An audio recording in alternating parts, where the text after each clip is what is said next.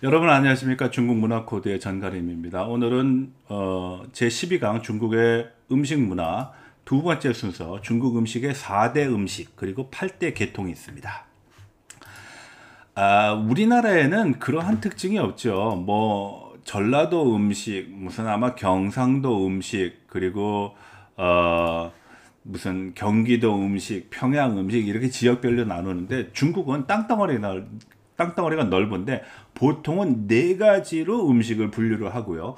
혹은 여덟 가지로 나누는 경우도 있습니다. 그렇지만 일반적으로는 4대 음식 해가지고선 산동 음식, 광동 음식, 화양 요리, 스촨 요리 이렇게 지역별로 나누는데 아마 이러한 음식의 부류는 지리적인 환경이라든지 기후 그리고 지역의 산물 그리고 문화 전통과 각 지역의 어떤 민족 혹은 사람들의 생활 습관과 관련이 있는 것으로 얘기를 할 수 있습니다. 그래서 중국 사람들이 음식을 얘기할 때는 네 가지 혹은 여덟 가지로 나누는데 이것을 맛으로 얘기하면은 보통 이런 표현들을 많이 씁니다. 남쪽은 달고, 북쪽은 짜고, 동쪽은 시고, 서쪽은 맵다. 그래서 동쪽은 식초가 유명하겠죠. 서쪽은 아마 고추나 고추장 같은 그런 매운 향신료가 유명할 거고요. 남쪽은 좀 달달한 음식들이 많다라는 의미일 거고, 북쪽은 짜다라고 얘기를 하는 그런 맛에 대한 4대의 분류도 있습니다.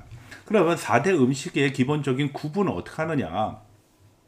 조금 전에 말씀드렸다시피 산동 음식, 광동 음식, 화양 요리, 스촨 요리 모두 지역을 나타내는 겁니다. 사실 우리가 전라도 음식을 가지고 얘기했을 때 광주에 가면요. 광주 음식은 없습니다. 전라도 음식이라고. 보통 남도의 모든 음식들이 광주에 모이기 때문에 광주에 가면은 남도 음식, 전라도 음식을 제대로 맛볼 수 있다라고 얘기를 하거든요. 중국도 마찬가지입니다. 북경인 수도 북경은 그 베이징 요리가 사실은 대단하지 않습니다. 대부분의 베이징 요리는 산동에서 전파가 된 겁니다. 그래서 산동 음식에 기반을 하고 있다. 그래서 지금 우리가 알고 있는 중국의 베이징의 궁중 음식이라는 것은 기본적으로 산동 음식을 뜻하고요. 일반적으로 이 음식 문화가 발달하기 위해서는 식재료가 굉장히 다양해야 됩니다. 뭐 산에서 나는 것도 있어야 되고 고기도 있어야 되고 생선도 있어야 되고 뭐 날개 달린 그런 동물들도 있어야 되는 것처럼 산동이 식재료가 굉장히 다양해서 그렇다는 겁니다.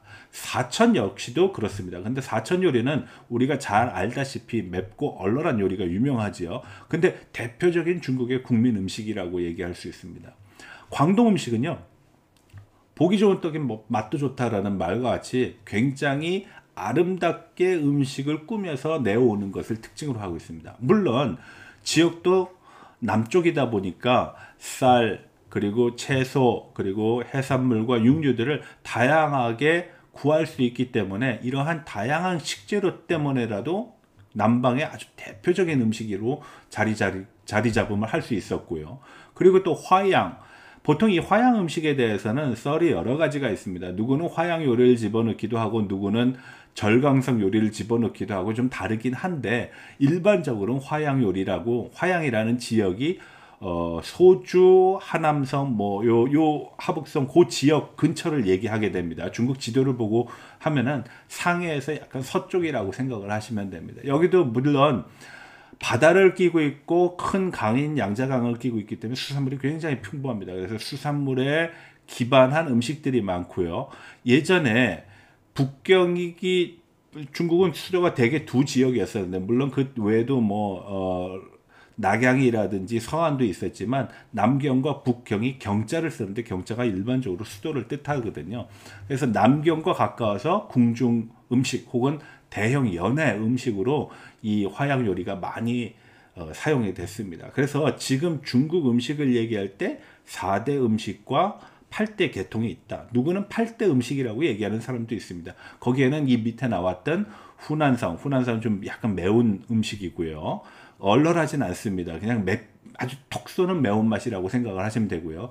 민난 음식은 주로 해산물 위주인데 주로 생선이 많이 들어가는 그런 계통의 음식이고요. 저장성은 이제 상해와 상해 남부 지역입니다. 뭐 볶고 지지고 하는데 여기 역시도 재료를 구하기가 굉장히 쉬운 지역이기 때문에 아주 식재료를 쓰는 다양한 재료들이 많습니다. 그리고 안후이 지역에 있는 후이차이라는 게 있는데 여기는 주로 야생 동물을 많이 먹습니다. 우리가 공작새는 보기만 하고 평화의 상징은 상징 비둘기는 이렇게 이게 상징물로서 안 먹을 것 같은데 중국 사람들은 다 먹습니다. 특히 안위성에 가게 되면 이런 야생 동물을 먹는 습관이 굉장히 많이 발달되어 있습니다. 자, 그러면은 마지막으로 오늘 이 순서에서 얘기할 것은 바로 만한전석. 만한전석을 왜 얘기하냐? 중국 전통 문화가 하나하나씩 집중이 되다 보니까 최종적으로는 만한전석이라는 청나라 때 만들어진 궁중 요리로 대집결이 되게 됩니다. 이때 만은 만주족, 청나라가 만주족이 만든 거거든요. 그리고 한족, 전통적으로 우리가 알고 있는 중국 사람들이 함께 자리를 해서 먹는 음식이다. 그래서 만한전석이라는 말이 나왔습니다. 자, 그래서 만한전석에 대해서 역시 화면을 보면서 동시에 제가 나레이션으로 설명을 하도록 하겠습니다. 일반적으로 궁궐에서 먹는 음식을 가리켜서 궁중 음식이라 그러거든요. 그런데 이 궁중 음식이라는 말에는 별도의 다른 용어가 없습니다. 특히 우리나라인 경우에는. 근데 중국은 청나라 때 자금성 안에서 먹던 음식을 만한전석이라는 이름을 갖고 있는 것이 특징입니다. 앞서 얘기했다시피 만한전석은 만주족과 한족이 같이 먹는 음식이다. 왜? 어떤 국가의 단결과 단합을 위해서죠. 그래서 우리도 그러한 전통이 있는 음식이 있습니다. 그게 바로 탕평채입니다. 서로 싸우지 말고 나라를 위해서 서로 협력하라는 의미로 탕평채를 한 거죠. 자, 만한전석은 그 이름만으로도 우리가 권력을 상징한다라고 볼 수가 있습니다. 10m가 넘는 그 담의 높이가 그 자금성의 높이거든요. 예전 청나라의 황제들이 살던 그 담, 그리고 굳게 닫힌 성문 안에서 특정 인물들이 누렸던 호사의 상징이기 때문에 제가 앞서 말씀드렸다시피 만한전석은 바로 권력의 상징이라고 얘기를 하는 것입니다. 청나라는 만주족이라는 한 소수민족이 한족을 지배해서 세운 왕조거든요. 그래서 청나라 대신 중에는 만주족과 한족 출신의 대신이 동시에 존재했습니다.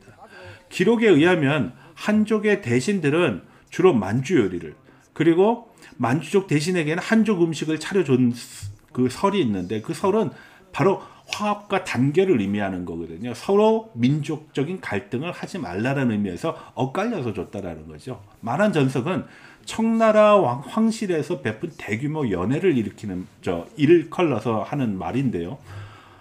만주족 요리와 한족 요리를 모두 갖춘 연회 음식을 뜻합니다. 그렇다고 자금성 안에 사는 황제의 가족들이 매일매일 만한전석을 먹었던 것은 아닙니다. 보통 만한전석은 109가지의 요리를 3일에 걸쳐서 먹거든요. 근데 뭐 실제로 그랬는지는 기록에 구체적으로 나와 있는 게 없습니다. 보통 그렇게 전해서 내려오고 있습니다. 흔히 강희제라고 해가지고선 청나라의 황제를 떠올리면은 그래도 황제였던 만큼 사치와 호사를 누리면서 산의 진미만 먹을 것 같지만 사실 황제나 우리 조선조의 왕들도 마찬가지입니다. 굉장히 근검절약, 항상 모범이 돼야 된다라고 했기 때문에 그 음식들이 그렇게 화려하지 않습니다. 그것은 후대에 오면서 종류가 많아지고 식재료를 많이 구할 수 있으면서 점점 음식이 발달한 거고요. 사실은 굉장히 지나칠 정도로 검소했던 것이 강희제였습니다. 강희제가 뭐라 그랬냐면 하루 2끼 식사를 했거든요. 당시에는 5번에 걸쳐서 나눠 먹어서 식사로 따지면 5번이라고 또 얘기할 수 있는데 우리가 일반적으로 음식이라고 할 수 있을 정도의 식사라고 얘기하는 거는 하루에 2번을 먹었습니다. 그때 강희제는 짐은 하루에 한 가지만 먹으면 된다. 닭이면 닭, 약이면 약으로 통일을 하라고 그랬습니다. 강희제랑 같이 살았다면 아마 굉장히 곤욕을 치렀을 겁니다. 왜냐하면 난 닭고기 먹을래? 그럼 닭만 계속 주구당당 먹는 겁니다. 자, 식사 시간이 되면은 타이젠이라 그래가지고서 보통 내시들이 황제가 식사하는 곳에 먼저 탁자를 펼쳐놓고요. 그리고 선방이라고 하는 음식을 만드는 곳에서 선식, 음식을 가져가지고선 음식을 만드는 규정에 따라서 탁자 위에 음식을 놓게 됩니다. 황제는 기본적으로요, 혼자 밥을 먹습니다. 별도로 지시가 없는 이상은 그 누구와도 황제와 함께 식사를 할 수가 없습니다. 이게 전통입니다. 우리의 왕도 그랬고요. 황제가 다 먹고 나면은 황제 태후와 황후가 식사를 이제 마치게 됩니다. 그리고 나머지 남은 음식들은 규정에 따라서 그 밑에 있던 비빈, 그러니까 그 밑에 이제 뭐 왕비 정도 되겠죠. 그리고 황자, 이제 아들, 공주 등이 그 비빈이 먹고 난 음식들을 먹고 그 다음에 다시 궁녀나 태감들한테 줍니다. 청나라 궁중에서 제후와 비빈들이 먹던 음식은요, 어다 선방이라는 곳에서 책임졌습니다. 우리가 뭐 잘 모르겠으면은 대장금 생각하시면 됩니다. 이 어단 선방에서 일하는 사람들은 황제가 대신 중에 몇 명을 임명해서 파견을 하게 되는데요. 궁중 음식에 사용되는 쌀, 밀가루, 채소, 설탕, 술, 식초 뭐 이런 것들을 재료들을 혹은 차들을 마시는 차를 관리하는 다고, 그리고 연료를 관리하는 탄고, 땔감을 관리하는 시고, 그리고 견과류 같은 것을 관리하는 과방이나 소, 양, 뭐 이런 것들을 관리하는 우양 모두가 내무부 산하에 있었고요. 각각 별도의 부서를 둬서 책임을 지게 했습니다. 황제가 먹는 음식이니까 아무렇게나 할 수 없다라는 것이죠. 자, 만한전석과 관련된 가장 오래된 기록은요, 사실은 1684년까지 거슬러 올라갑니다. 이거는 문헌 기록이 있다라는 것입니다. 정월 초하는 날 북경 자금성의 청나라 궁중에서 대규모 그 춘절, 우리식으로 구정의 경축 연회가 시작이 되는데요.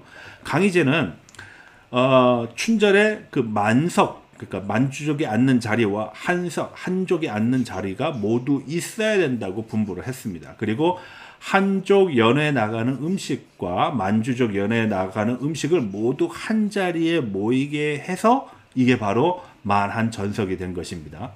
자금성 안에 광록사라는 곳이 있었는데 그곳에서 준비한 만석은 모두 6개 등급으로 나뉘었고요. 한족은 1, 2, 3등급의 상석, 중석을 합쳐서 모두 5개 등급으로 나눴습니다. 그래서 먹는 음식도 등급에 따라서 달랐고 그 등급에 따라서 먹는 지위나 위치도 달랐다는 겁니다. 만석의 주 요리는요, 보통 만주족이 동북 쪽에서 온 사람, 그 소수민족이다 보니까 통돼지 구이라든지 뭐 이런 고기찜 이런 것들이 많았고요. 한족들이 주로 먹던 것은 꼭 들어가야 되는 몇 가지가 있는데 그 중에 하나가 제비집이었고요. 뭐 제비집 여러분들 나중에 기회 되면 태국에서 한번 맛보십시오. 그래서 한족들은 항상 제비집을 꼭 넣어야 됐기 때문에 제비 음식, 중국어로는 옌차이라고 부르겠습니다. 옌은 제비라는 뜻이고 차에는 음식이라는 뜻입니다. 그래서 만한전석에 관한 유래는 여러 가지 썰이 있는데 또 다른 하나의 설은 건륜 황제가 강남에서 즐기던 연회에서 시작됐다고 보는 경우도 있습니다. 이두라는 사람이 지은 양주 화박록이라는 책을 보게 되면요, 청대, 양주 만한연이라는 그 부분이 있습니다. 그러니까 청나라 때 양주에서 만주족과 한족이 먹었던 연회의 음식이다라는 그런 이야기거든요. 여기서 한 요리사가 산동 지역 요리에 궁중 요리를 섞어서 퓨전 요리를 만들었습니다. 그래서 황제가 그것을 먹고 기분이 좋아서 그때부터 이 음식을 궁중 음식에 흡수되었다는 설이 있습니다. 그러나 연회는 궁중에서 즐기는 것도 아니고 궁중 음식을 주관하는 어선방에서 나온 것도 아니기 때문에 궁중 요리라고 하기에는 요거는 좀 문제가 있습니다. 이거는 남쪽에 가서 먹었던 음식이니까요. 그리고 만한전석의 유래에 관한 세 번째는 원매라는 사람이 쓴 이 원매라는 사람은 청나라의 문인이자 미식가였는데 이 사람이 1792년에 수원 식당이라는 것을 씁니다. 그러니까 요즘식으로 얘기하면 요리책이에요. 그 책에는 관창에서 요리를 할 때 16접시, 그리고 괴라는 우리식으로 한 판자 정도 된다라고 보시면 됩니다. 판자에 담은 요리 8가지, 4가지 dien신, 그래가지고선 간식, dien신은 간식입니다. 그리고 8가지 주전부리, 10가지의 주 요리 등이 있다라고 기록을 해놨습니다. 관원들이 송별회라든지 환영회 때 흔히 이렇게 먹었다라고 해가지고선 이러한 형식의 음식을 일컬어서 촌스럽고 고루한 요리다라고 하는 그런 표현을 쓰는데, 이게 왜 그러냐면 격식이 딱 갖춰져 있어가지고선 더 넘을 수 없는 거죠. 요즘식으로 하면은 세트 메뉴입니다. 세트 메뉴. 우리가 뭐 맛있는 것을 골라 먹는 게 아니라 만들어진 음식에 의해서 그 절차 순서에 맞딱 먹고 나오는 것이죠. 사실은 세트 메뉴를 먹는 거는 진정한 미식가라고 얘기할 수 없습니다. 아무튼 만한전석은 최고의 재료로 최상급의 요리를 준비하는 일 외에도 술을 마실 때, 주연을 할 때 주로 하는 그 먹는 음식입니다. 그래서 오시는 손님들이 어디에 앉게 할 것이고 그것을 정하는 일, 그리고 어떤 종류의 예를 갖춰가지고서 행할 것이고 정할 것인지 이렇게 문서로 성문화되지는 않았지만, 물론 엄격한 규정들이 여전히 존재했다는 것이죠. 아까 전에 얘기했다시피 등급을 나눠서 밥을 먹고 그랬다는 것이기 때문에. 그러나 지금의 현대인들은 원매처럼 당시의 규정들이 좀 고루하다, 따분하다 해가지고선 이런 것을 따로 신경을 쓰지 않습니다. 그래서 예전에 중국의 궁중 음식은 지금 우리가 먹는 서양 음식처럼 뭐 에피타이저, 전체식, 스프, 무슨 샐러드, 그리고 주식, 헌트라고 해서 사냥하는 음식, 아니면 생선, 뭐 디저트, 이런 식의 규정된 틀이 있다, 그렇게 보지 않았다라는 것이죠. 자, 네 번째 만한전석에 관한 이야기는 채단자라는 샹성에서 전해집니다. 샹성은요, 일종의 만담입니다. 두 사람이나 혼자가 나와줘서 혼자 막 얘기를 하는 거거든요. 보통 두 사람이 나와서 서로 말을 주고받는데, 잘 들어보면은 이 채단자라는 이 만담의 모든 내용이 전부 다 요리의 이름이에요. 그런데 상당수의 요리가 궁중어선, 그러니까 궁중에서 만들던 재료를 사용해서 하는 거와 하는 거였기 때문에 궁중 요리랑 비슷하다 그래서 이게 만한전석이 아니겠는가 하는 그런 설도 있습니다. 물론 설득력이 없는 것은 아니죠. 그런데 문제는 뭐냐? 궁중 음식의 이름은요, 이름이 그다지 그렇게 화려하지 않습니다. 황제용의 어선 요리의 일반적인 이름은요, 특별한 뜻이 포함되어 있지 않습니다. 대부분 만수무강 장수하세요, 뭐 이런 뜻에다가 황제 안녕 장수 부귀영화를 기리는 단어를 붙이고요. 그리고 뒤에 어떤 재료나 어떻게 만드는 방법을 표시를 했을 뿐입니다. 그러니까 뭐 만수무강, 김치찜, 뭐 이런 식으로 표현을 했다라는 것이죠. 그런 이유로 인해 가지고서 만한정석이 청황씨를 대표할 수 없다는 주장이 있기도 한데, 아무튼 청나라 말기와 중화민국 초기 시기에 동안에 만한정석은 점점 대형화가 되고, 그 대형 연회의 전통적인 모습이 들어가고, 거기에 또 상업화된 내용들이 연결되면서 허세, 과장, 그리고 계급과 권력의 상징으로 변질이 되기 시작합니다. 사실 청나라를 만들었던 누르하치나 강의 어선은 굉장히 건박했습니다. 소박했고 검소했습니다. 근데 건륭제에 이르러서 50종 정도로 궁중 요리가 발전하게 되거든요. 후에 광서제에 이르러서는 한 100가지 정도가 됐습니다. 근데 정점은 누구냐? 서태후 때 200종류로 확 늘어나기 시작합니다. 안타까운 것은 마지막 황제인 푸이는 이러한 음식을 제대로 즐길 수가 없었습니다. 왜냐하면 그 당시에 너무 상황이 열악했고 나라가 혼란했기 때문에 이런 여건이 되지 않아서 부인은 호사를 누리지 못했습니다. 마지막으로 만한전석과 관계된 유래를 보게 되면은 청패유초회라는 그 책이 있는데, 거기에 음식을 불에 구워 먹는 그러한 것이 있었다라는 부분이 나옵니다. 쉽게 얘기하면 그냥 불고기를 먹었다라는 얘기입니다.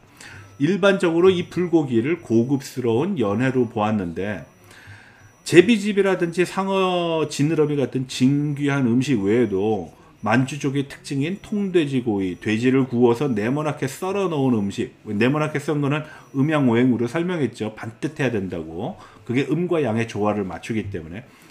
그리고 술이 3번 정도 돌면은 돼지고기가 나오고, 그리고 선부라 그래가지고 음식을 만드는 사람들과 그걸 서비스하는 복인들이 예복을 입고 들어와서 음식을 날려준 겁니다. 우리 서양 음식 보게 되면은 접시를 하나씩 갖고 와서 웨이터가 놓고 가는 그런 모습이라고 생각을 하면 됩니다. 그래서 선부가 들고 있으면 복인이 들어와서 칼로 썰고 그릇에 담아서 무릎을 꿇고 상석에 있는 손님한테 먼저 드리고, 그리고 손님은 젓가락을 들고 맛을 보게 되는 것입니다. 요즘 서양식 생각하시면 됩니다. 한편 조정집이라는 책에는 건룡에서 도광 시기에 존재했던 여러 가지 요리와 어떤 요리의 목차, 조리 방법을 적어놨는데요. 이 책에서도 한족과 만주족을 서로 분리를 해가지고선 요리를 했다라는 기록이 나옵니다. 그래서 만주족은 주로 동북지방의 대표적인 식자재를 이용한 찜, 불고기가 주류였고, 그리고 한족들이 먹었던 자리에는 제비집, 해삼, 상어지느러미 같은 요리들, 생선과 탕류들이 주로 많이 제공이 됐다는 그런 기록이 나옵니다.